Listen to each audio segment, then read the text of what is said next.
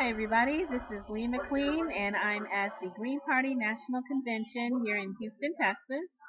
And I'm here speaking with a very important down ballot candidate from Ohio. Would you like to introduce yourself to our audience? Well, sure. My name's Joe Demare. That's how you spell it. And I'm running for United States Senate in the state of Ohio. Okay, so what inspired you to throw your hat into the ring, or what do you hope to bring to the people in Ohio? Well, the main thing that I am pushing for is ecological restoration. And there's several reasons I decided I had to run and had to run for Senate. One of them is quite simply that we have to stop putting carbon into the atmosphere. And the Greens and Jill Stein are the only ones calling for that by 2030. And so, literally, it's a matter of survival. This is something that has to be done, and it's obvious that neither the Republicans nor the Democrats are going to do it. So we Greens have to step forward and literally try to save the planet. Um, what's happening is that the Republicans are literally saying science doesn't matter. Let's just pump as much carbon into the air as quickly as we can. It's like, I say we're on a train that's heading 200 miles an hour into the side of the mountain. The Republicans are saying, well, let's go 300 miles an hour to the side of the mountain. The Democrats are saying, we'll slow down, we'll only crash into the mountain at 100 miles an hour. The result for the passengers is the same. We're the only ones saying, let's stop the train, let's back it up, and let's not wipe out civilization as we know it. So that's one of the main reasons I decided I had to run. Then in Ohio, the only way to join a political party is to vote in that party's primary. So we had our primary last March, and because I was on the ballot as a statewide candidate, anyone in Ohio's 88 counties could vote for me. So what happened in that primary is that the Democrats, specifically Bernie, poured tons of money and time and energy into getting Greens to go over to the Democrats to vote for Bernie. And it worked. Almost half our Greens registered before the March primary ended up switching to the Democrats so they could vote for Bernie. But because we were on the ballot statewide in all 88 counties, we got so many new Greens that even though we lost almost half our old members, we still almost doubled in size because people who had never been able to vote Green before were able to join the party.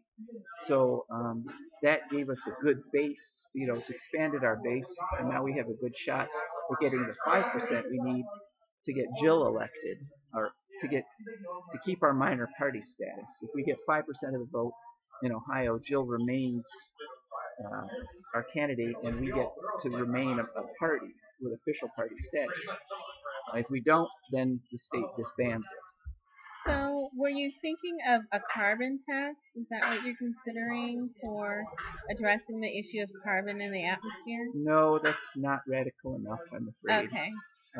What I want to start with is taking the $35 billion a year, the subsidies that we give to fossil fuel industry, take that away from the fossil fuel industry and give it to the solar and geothermal and wind industries. Okay. Just doing that will start us on the path. Then, as Jill is saying, we have to call for strict moratoriums on building new infrastructure for oil, coal, and gas. We have to stop building these pipelines. We have to stop building refineries. We have to make oil and gas increasingly difficult to procure and increasingly difficult and expensive to use. And as we do that, if at the same time we're bringing up the other energy sources, you're going to see a shift very quickly to 100% renewable energy. Do you anticipate the Green Party supporters returning back home this fall, and since Bernie Sanders is apparently out of the race? A lot of them have, and a lot of new Greens who've never been Green before, who got energized by Bernie, are joining our party. So the short answer to that is yes. Now, what the Democrats and the Republicans have been doing for the last 30 years or so is they've been target marketing. They've been finding the people that like the issues that they feel they're strong on, and they hit those people with emails and letters and phone calls and personal contacts. And so what both those two parties have been doing is they've been narrowing their focus for decades now, and gripping tighter and tighter on their little slivers of the population, to the point where most Americans feel they're not part of the political process anymore. About 70% of Americans no longer vote. And so the Republicans take their 15 or 16%, and the Democrats take their 15 or 16%, and they're happy because they're still able to get hundreds of millions of dollars out of those people and thousands of volunteer hours. So as far as the mainstream parties are concerned, everything's great. They're getting lots of money, they're winning elections, but for most Americans, the system isn't working anymore. So I'm aiming for that 70%. Okay, so you're not trying to quote unquote steal votes from any of the major parties. You're looking for the votes that have been left on the table. Is that? Yeah. Am I understanding that? Well, correct? basically, what I'm doing in my campaign is I'm reaching out to everybody. Okay, I got it. I mean, what I'm told is, oh, you need to like look at the voter lists and see the people that have voted Democrat or Libertarian or whatever, and just knock on those doors because you've got limited resources. No, I feel that fundamentally goes against the idea of democracy. The idea of democracy is that everyone puts all their ideas on the table in front of everybody, and if they're given enough information, I'm very confident that the majority of the people will make the right decision most of the time. I mean, that's the fundamental idea behind democracy, and not this narrow focusing and this playing to your base all the time. So I'm trying to reach everybody, literally. Okay, I got it. Yeah. Like all votes are up for grabs. Exactly. I'm going door to door talking to everybody. I've had a number of Republicans that have said to me, I've voted Republican all my life, but with who they're putting up this year, I think I'm going to vote Green. Well, and I'm polling at 5% statewide, so there's some, validity to it. Well, I do know that Bernie Sanders actually managed to cross over and receive votes from Republicans and independents and possibly libertarians, as well as progressive Democrats. He Right. formed a very exciting, dynamic coalition. Mm-hmm. Are you seeing something similar shape up for yourself in Ohio, which is a swing state or a battleground state? We can't afford the analysis of our 5%. We don't know. Okay. We're not like the Republicans and Democrats that do these really detailed scientific polls, and they know that people who watch Big Bang Theory vote this way. We don't do that. But I'm suspecting from what I see when I go door to door and talk to people that yes, a broad coalition are supporting me. And don't forget, it was also a broad coalition that put Barack Obama into office. This is true. He got votes from across the spectrum, and I helped Obama in 2008. I call it my brief, disastrous affair with the Democrats. Well, it sounds like you were successful, though. Well, yeah, actually, working in a way, in the city where I was working, it went Democrat, and I knocked on thousands of doors in that city, and put in thousands of man hours and donated hundreds of dollars. And Maumee, Ohio went for Barack Obama in percentages that had never, ever been seen before for going for a Democrat or since. But what I say is that the movement that put Barack Obama into power and the movement that pushed Bernie Sanders up into the national levels, that movement is real. I mean, people really want change. It's just that Barack wasn't really a part of that movement. He just took advantage of it. And unfortunately, it looks like Bernie also wasn't truly a part of it, because when push came to shove, he folded. He said, you know what, forget all that revolutionary stuff I said. Just go for the lesser evil. Because, Well, yeah, Barack Obama, he ran as a progressive, yes. But then he governed from the center and then occasionally from the right on behalf of Wall Street rather than the people. Yes. And then the culmination of that we see is the Transpacific Partnership, right, for which he is extremely, how do I say, just vigorously supporting over Yeah, a lot of objections. right. So bizarre. That's one that the Barack Obama apologists can't explain away. They can't say, "Oh, he's being forced into it." Oh, that was really just something that the Republicans did before him that he had no choice about. Hillary's making him. Yeah, right. That is pure Barack Obama. The Transpacific Partnership shows the true Barack Obama, Unfortunately, yes. and And it's not a pretty sight at all. yeah, and I don't blame the Greens who left for Bernie because I did the same thing for Barack. I got fooled in exactly the same way and disappointed in exactly the same way, and which is why I swore never again. I might well have gone for Bernie had I not been burned by Barack in '08. So. Well, the platforms of the Green Party and Bernie Sanders are so similar. Very close, It yeah. can be excused why the Greens might have been very focused and attracted to Bernie Sanders. Yes. But now that things have changed, there's a realignment, I think, and Jill Stein has emerged as the standard bearer who's carrying that platform forward with some additions. Is there anything specific like to Ohio that you're focusing on beyond the general Green Party platform? Is there some sort of something that caught your eye in Ohio that needs to be addressed? Well, I have some positions that are a little bit beyond and different from the Green Party, federal Green Party positions. One that affects Ohio specifically is, that we have a algae problem in Lake Erie that last year shut down the city of Toledo's water supply. Um, it, it, which is inexcusable. Yeah, in a modern industrial country, we should not be having to turn off the taps for an entire city.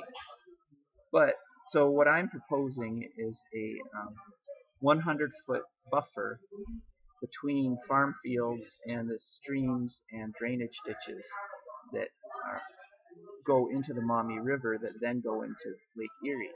Because doing that, if you put a 100-foot buffer of trees and vegetation around the waterways, that will block about 80% of the fertilizers and pesticides and herbicides that are getting into the lake and causing these algae blooms, and Lake Erie will be clean again. That would be nice. And so that's a federal law that I'm pushing that you won't find on the Green Party platform. I also want progressive taxation.